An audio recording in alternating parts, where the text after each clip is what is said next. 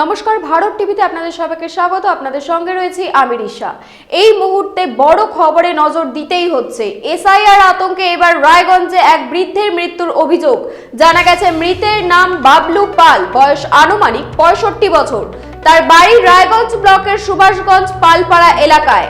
পরিবার সূত্রে দাবি আজ তিনি এসআইআর এর শুনানির ডাক পেয়েছিলেন, আর সেই আতঙ্কেই তিনি আত্মহননের পথ বেছে নিয়েছেন বলে অভিযোগ। আপনাদের আরো একবার জানিয়ে রাখি, নিঃসন্দেহে এই মুহূর্তের সবচেয়ে বড় খবর।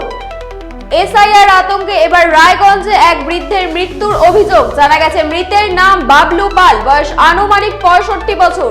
তার বাড়ি রায়গঞ্জ ব্লকের সুভাষগঞ্জ পালপাড়া এলাকায়। পরিবারের সূত্রে দাবি আজ তিনি এসআইআর এর শুনানির ডাক পেয়েছিলেন, আর সেই আতঙ্কেই তিনি আত্মহননের পথ বেছে নিয়েছেন বলে অভিযোগ। আপনাদের আরো একবার জানিয়ে রাখি, এই মুহূর্তের সবচেয়ে বড় খবর। এসআইআর আতঙ্কে এবার রায়গঞ্জে এক বৃদ্ধের মৃত্যুর অভিযোগ। জানা গেছে মৃতের নাম বাবলু পাল, বয়স আনুমানিক 65 বছর। তার বাড়ি রায়গঞ্জ ব্লকের সুভাষগঞ্জ পালপাড়া এলাকায়। পরিবার সূত্রের দাবি আজ তিনি এসআইআর এর শুনানির ডাক পেয়েছিলেন, আর সেই আতঙ্কেই তিনি আত্মহননের পথ বেছে নিয়েছেন বলে অভিযোগ।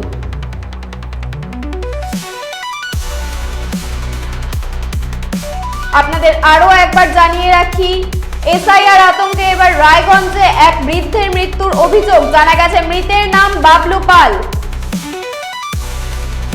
ঠিক কি অভিযোগ জানাবো আমাদের প্রতিনিধির থেকে। সরাসরি রয়েছেন আমাদের সঙ্গে আমাদের প্রতিনিধি রূপক ঘোষ। রূপক, ঠিক অভিযোগটা কি? এখন এই অভিযোগ কিন্তু চরম মর্মান্তিক অভিযোগ। কারণ এই পরিবারের লোক এবং প্রতিবেশীরা তারা কিন্তু বলছেন যে এসআইআর এর শুনানির ডাক পেয়েছিলেন বাবলু পাল, এবং তারপরেই তিনি আতঙ্কে ভুগছিলেন, এবং তার পরবর্তীতে তিনি কিন্তু আত্মহননের পথ বেছে নেন। তবে এই ঘটনার পেছনে কি রহস্য আছে তা কিন্তু অবশ্যই খতিয়ে দেখছে পুলিশ। তবে এই যে অভিযোগ, যা কিন্তু রীতিমতো চমকে দেওয়ার মতো। একজন 65 ঊর্ধ্ব বয়সী ব্যক্তি, যিনি সুভাষগঞ্জের পালপাড়ার এই লঙ্কাপাড়ার বাসিন্দা, এবং তিনি রীতিমতো এই শুনানির ডাক পাওয়ার পর থেকে কিন্তু আতঙ্কে ছিলেন বলে অভিযোগ। এবং পরবর্তীতে তিনি কিন্তু আজকে তার শুনানির ডাক ছিল, এবং তাতে তিনি এবং তার পরিবারের লোক এবং প্রত্যেকেই যারা প্রতিবেশীরা রয়েছেন তারা বলছেন যে প্রত্যেকেই কিন্তু তাদের প্রয়োজনীয় যে নথি বা ডকুমেন্টস সেগুলো কিন্তু তারা সংগ্রহ করেছিলেন। কিন্তু এই বয়সে এসে ভোটার তালিকা থেকে তার নাম বাদ যাবে, বা ভোট তিনি আর ভবিষ্যতে দিতে পারবেন না, এই ধরনের নানা আতঙ্ক তাকে গ্রাস করেছিল। আর যে কারণেই কিন্তু তিনি এই আত্মহননের পথ বেছে নিয়েছেন বলে কিন্তু দাবি করছেন পরিবারের লোক। রীতিমতো এই ঘটনায় একদিকে যেমন তার পরিবারের লোক শোকস্তব্ধ, অন্যদিকে কিন্তু প্রতিবেশীরা তারাও কিন্তু হাউ হাউ করে কাঁদছেন, এবং তারা একটাই কথা বলছেন যে এই ধরনের ঘটনা, এই ধরনের পরিস্থিতির সম্মুখীন যে তাদের হতে হবে তারা কিন্তু বুঝতে পারেননি, তারা কিন্তু জানতেন না। কার্যত একদিকে যখন বাবলু পালের এই মর্মান্তিক মৃত্যু, অন্যদিকে তার প্রতিবেশীরাও কিন্তু রীতিমতো আতঙ্কের মধ্যে রয়েছেন। কার্যত বলতে গেলে এই পরিস্থিতি কিন্তু একটা ভয়ঙ্কর পরিস্থিতির দিকে চলে গিয়েছে, এটা কিন্তু স্পষ্ট। রিশা, ধন্যবাদ রূপক, সঙ্গে থাকো। আপনাদের আরো একবার জানিয়ে রাখি, এসআইআর আতঙ্কে এবার রায়গঞ্জে এক বৃদ্ধের মৃত্যুর অভিযোগ। জানা গেছে মৃতের নাম বাবলু পাল, বয়স আনুমানিক 65 বছর। তার বাড়ি রায়গঞ্জ ব্লকের সুভাষগঞ্জ পালপাড়া এলাকায়। পরিবার সূত্রে দাবি আজ তিনি এসআইআর এর শুনানির ডাক পেয়েছিলেন, আর সেই আতঙ্কেই তিনি আত্মহননের পথ বেছে নিয়েছেন বলে অভিযোগ।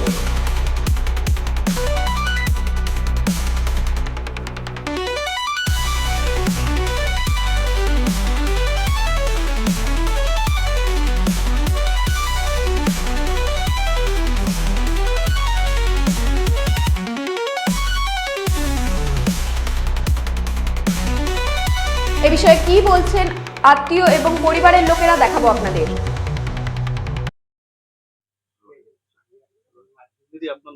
আমার নাম প্রতিমা পাল। এই ধরনের ঘটনা, এটা তো অবাক হচ্ছেন না? অবাক হওয়ার কিসের জন্য, মনে করেন যে ভোটের জন্য এরকম মারা গেল। একটা ছোট মেয়েরা যে পরীক্ষা দিবে, এই মেয়েরা পরীক্ষাটা হইতো না, মাধ্যমিক পরীক্ষা দিবে সামনে, শুধুই ভোটের জন্য মারা গেল। নাহলে এতদিন চলে গেছে, কোনো চিন্তা ভাবনা নাই, শুধু এতদিন কিছু করলো নাই, ভোটের জন্য কাল কদিন হলে হিয়ারিং এ গেছে। হিয়ারিং কালকে হচ্ছে, আজকে কাগজপত্র আরো জমা দেওয়ার কথা, জমা দিবে গেছে, সে জমা দিবে যাবে আজকে, তার আগেই যে মারা গেল ভোরবেলায়। এটার জন্য সরকারের দায়ী, যে বাই করছে এগুলা সেই দায়ী। এখন এই দায়ী এখন আর ভরণ পোষণ দিতে হবে, আমাদের এরই দাবি। হ্যাঁ, এটা কে কি করে বাঁচবে সেই চিন্তা সরকারি করবে, না হলে যে কটা লোক আছে আমরা সব এখন এই সাইডই করবো, তাছাড়া আমাদের উপায় নাই। আমরা জোন দিয়ে খাই, মারা যাবো আমরা এইভাবেই মারা যাবো। সরকারের কত ভোট, তাদের কত আইন বাইকেছে তারা বুঝে নিবে। এখন ফ্যামিলি এরকম নষ্ট হয়ে যাচ্ছে জায়গায় জায়গায়, খালি আমরা একা না তো, অনেক জায়গায় এরকম মানুষ মরতেছে ভোটের জন্য। এখন আমরা কি করবো, সেই দায়িত্ব সরকার নিবে। এখন যে কাজকর্ম করবে কিসে, যে মহিলাটা ভরণ পোষণ শিখিয়ে দিবে, বুড়া হয়ে গেছে, তো চলতেই পারে না, এখন চলতে তো পারে না, খাবে কি করে? সরকারের আইন বাইকেছে, আইন নিয়ে কাজ করতে হবে। এখন সরকার, উনি অনেকবার ভোট দিচ্ছে, রেশন কার্ড আছে, আধার কার্ড আছে, আবার প্যান কার্ড আছে, ব্যাংকের বই ঠিক আছে, তার সত্ত্বেও সরকারের আইন বাই করছে যে লোকই তো মারা যাচ্ছে। কি করবে এগুলা? এখন আমরা কি করবো? সরকারের এখন আমাদের একটাই দাবি, এখন সরকারের এই ফ্যামিলি কি করে বাঁচাবে সেই চেষ্টা করবে। আমার ভাসুরায়। আপনার নাম? আমার নাম রতন পাল। আপনার কে মারা গেছে? দাদা মারা গেছে। বাবলু আমার দাদা। কি হলো ঘটনাটা? ঘটনাটা হচ্ছে এই এনআরসির ব্যাপারেই।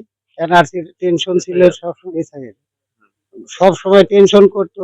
এই বুড়ো বৃদ্ধ বয়সে আমার কি করে এইভাবে ভোটের নাম থাকবে না, আমি ভোটের টেনশনে কি করে চলবো। এদিকে কামাই কাজি নাই, কামাই রুজি বন্ধ, ভাঙড়ির ব্যবসা করে, মোটামুটি মনে করে এই এক টেনশন, তারপরে এই এনআরসির টেনশন। এই টেনশনের জন্য খুব এক্সআরের ডাক পেয়েছিল, হিয়ারিং এ গেছিল, হিয়ারিং এ যা যা প্রমাণপত্র ওগুলা সব জমাও দেওয়া হয়েছে। তবু তার সত্ত্বেও তার মাথায় খুব টেনশন ছিল যে আমি কি করে, আমি এই ভোটের নাম কাটা গেলে আমি কি করে বাঁচবো, আমার তো কামাই রুজি সবই।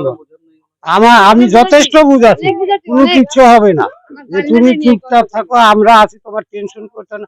তার সত্ত্বেও তার মাথায় ভূত চেপে গেছিল যে আমার ভোটের নাম কাটা যাবে, আমি বাঁচবো না।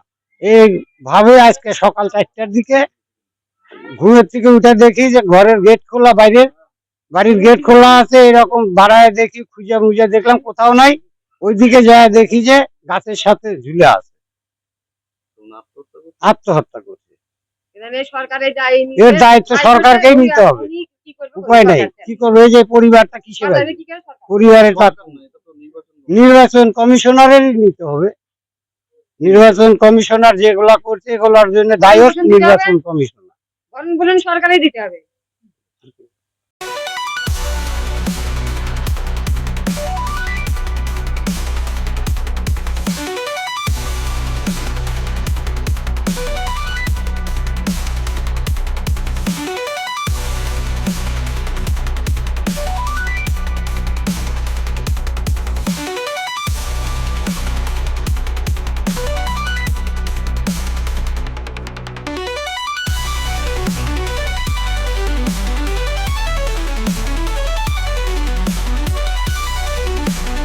মেয়ের পোশাকের মনকাড়া কালেকশন নিয়ে এবার হাজির রায়গঞ্জের বসন্ত স্টোর্স।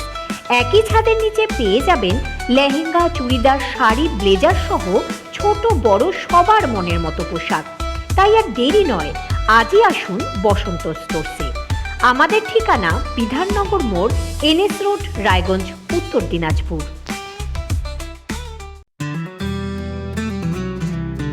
গ্রসারি থেকে কসমেটিক্স,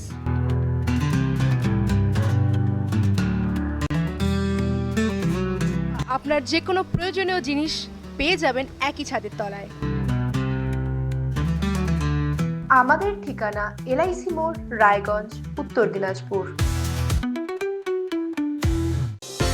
চোখের সমস্যা বাড়ার আগেই আজই আসুন জীবন রেখা হসপিটাল, আপনার পরিবারের নতুন ভরসা। আপনার স্বপ্ন এবার আপনার শহর রায়গঞ্জে।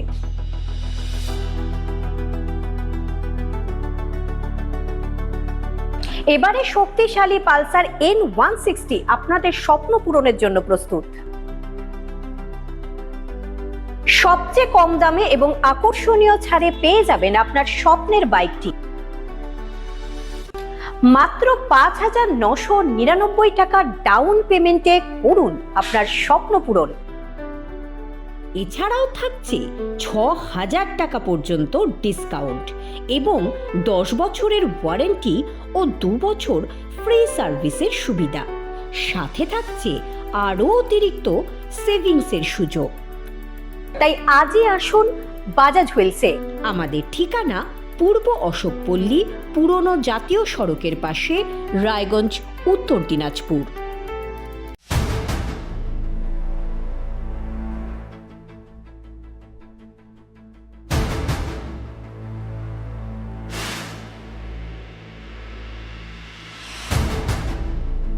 এখন আর চার দেওয়ালের ভেতরে নয়, এবার সরাসরি আপনার মুখোমুখি।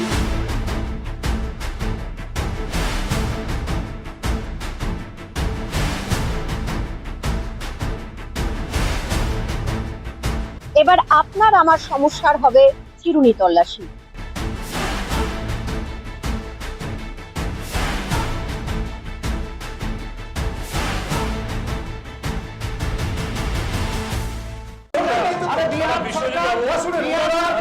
রায়গঞ্জের উন্নয়নে কি এক হবে শাসক বিরোধী?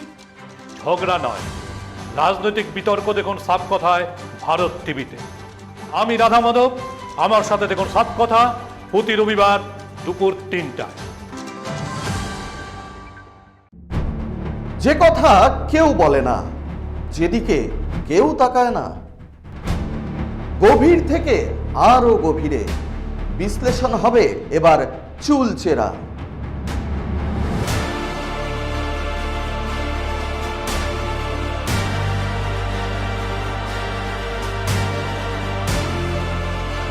কারোর দাবেদারি নয়। আমি সত্যান্বেষী, আমার সঙ্গে থাকুন প্রতিদিন রাত 8টায় শুধুমাত্র ভারত টিভিতে।